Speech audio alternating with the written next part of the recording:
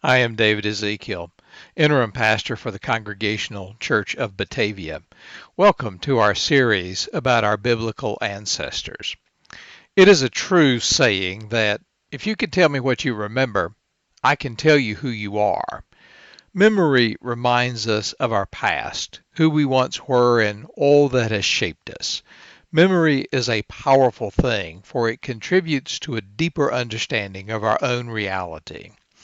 Our attention this day is drawn to one of the most towering figures in the Bible, Moses. He was the legendary deliverer and lawgiver who midwifed the birth of the people of God. None has had a greater shaping of our sacred history and heritage than this one figure.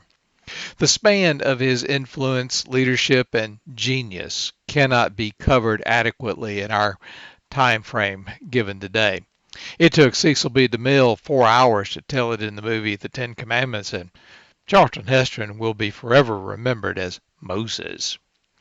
But the core component of Moses' life, which radiated outward, can be found only in his relationship to God. This, in turn, shaped the way in which he dealt with the Hebrew people. Though adopted and growing up in Pharaoh's household, Moses was raised and nurtured by his mother and sister. They undoubtedly imparted to him the story of his Hebrew heritage and how the God who acted decisively in history had chosen this people, his people, for the purpose of shaping all humankind. So Moses chose to join this heritage and acted decisively himself by killing an Egyptian overseer. Rather than rising up in rebellion against their oppressors and seizing their freedom, which I imagine Moses thought would occur, his own people looked upon him with suspicion and distrust. Dismayed and disillusioned by his shattered dream, he fled for his life with his grandiose design for liberation lying buried in the sand. The Bible tells us that Moses had a lot to learn. Some never get over the impact of when their dreams come crashing into the rudeness of reality. Some retreat back into childhood fantasy. Others become cynical. This is well illustrated in the story of the prodigal son. Moses, though, ultimately did neither. Like the prodigal, he finally came to himself and went about the business of living in the real world. It is quite probable that, being in the desert with his father-in-law Jethro, Moses became reacquainted with the lore of his ancestors. Maybe he learned that his forebear Joseph had experienced a similar circumstance. Joseph held grandiose visions of himself and of God, which were rejected by his kin when he acted arrogantly and impetuously. As a lonely refugee far from home, he gave up his visions of grandeur and went to work on managing the daily details at hand. It seems that Moses, like Joseph, learned to be attentive and faithful to the realities within his reach. It was in those day-to-day struggles where Joseph discovered God to be particularly at work, whereas God is to be found in the spectacular. Sometimes the best work of the Holy One is found in the little details. Now, one of my favorite sayings is that God is often found in the details. Joseph rose to power in Egypt by paying attention to those little details. And like Joseph before him, Moses did not give up or collapse. He too began to see the great architect of the universe as one who works with us in the day-to-day struggles of life. As a shepherd in the desert regions, he learned the contours of the terrain, which proved invaluable when leading a whole nation from slavery to freedom. Moses also became deeply and personally acquainted with one whose ways are not as our ways and whose thoughts are not as our thoughts. So, after Moses found himself to be a total failure, He mastered the details of living in the desert and mastered his own self, and thus caught the attention of the great I Am. It took Moses 40 years to learn all of this, but God was still interested in his gifts and abilities. One day, on the backside of the desert, a bush began to burn, but which was not burned up. Had Moses been cynical, he might have dismissed it as a mirage or the result of heat stroke. Rather, our protagonist turned aside to explore more fully that which could not be explained. It was there that he encountered the God of his ancestors and was commissioned to do the work on the Lord's terms that years before Moses had sought to do on his own terms and through his own strength. Thus, the great work of liberation began, not with a cataclysmic sign in the sky, but through the seeming insignificance of a bush burning in the desert. Sometimes God works the miraculous in God's own time and for God's own purposes. We think of the plagues on Egypt, the parting of the waters, fire on the mountain, the manna from heaven, and the swarms of quail. But the handprints of God are most often seen in the collaboration of quiet moments of daily life. The 40 years in Egypt prepared him for leadership. The 40 years in the desert with his family prepared him with the wisdom of life.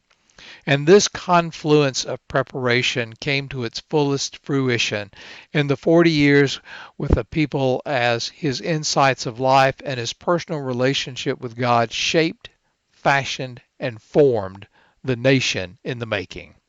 And it has left an indelible impression upon our sacred memory for over 3 millennia. Let me be clear. It was in that moment, in that personal, ongoing, ever-developing relationship with the Holy One that made all the difference. As Moses grew in age and wisdom, so did his faith. And what made a difference with the developing Hebrew people was that when Moses faltered, they faltered. When he succeeded with God, they succeeded. And you know, it's no different with us. The other power this man had lies in the attitudes and actions toward the people he was called to help. This is something from which we can learn, whether it be our own children, friends, co-workers, or whether it be with the marginalized of the world. Simply, Moses got involved. He cast his lot with his Hebrew kinspeople. He may have been adopted into the palace and raised as a prince, but he was a Hebrew by birth. He was raised differently and could have turned his back on his enslaved people simply by his privilege, but he chose to be identified as one of them. You know, there really are just two kinds of people: those who work to make the world a better place for all, and those who work to make the world a better place for themselves. You know, you can see this just by observing the current circumstances in our own situation in the U.S. right now. Moses could have looked the other way, celebrated and trumpeted his privileged status, and ignored and avoided the plight of the downtrodden. But it got to him. And by the way, notice those moments when your heart breaks and how it impacts you. And God used this compassion to make a world-changing difference that still has life-changing repercussions for you and for me today. Moses simply could not rest in luxury while others were languishing in oppression. He voluntarily took upon himself problems that he could have avoided. Beloved, that is the only way progress in the realm of social justice can be achieved. When those who are not involved as victims are willing to become involved on the behalf of victims. Let me repeat that once more. The only way social justice is achieved is when those who were not involved as victims are willing to become involved on the behalf of victims. Moses learned that liberation occurs when it is done with and not for other people. People don't care how much you know. They hunger to know how much you care. When that occurs, they are willing to participate in their own healing. And that is when real transformation occurs.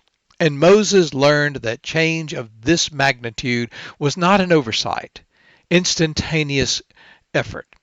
Rather, he understood it took time. Therefore, he was very patient and affirming to those entrusted to his care and charge. He worked with his people, God's people, to develop their responsibilities for their own freedom and maturation. Moses loved those people, and you can see it. On occasion, they failed him, and they failed God, just like your own children fail you. Yet, he loved them and stood with them. The best illustration is when he came down from the mountain with the tablets of God and found the people worshiping a golden calf. Yet when his anger and frustration subsided, he went back up the mountain to plead with God on their behalf. This towering figure of a man is a textbook example for us regarding the empowerment of people. He learned a lot in his walk with God. He had privilege and laid it aside for his people. He loved them, took on their problems and burdens, worked with them so that they could be empowered, reminded them of their heritage, taught them that God was working with them and through them to accomplish a greater purpose, taught them to leave a legacy. Moses facilitated their maturity. So I ask you, are you doing the same with those who could benefit from your participation in their struggles?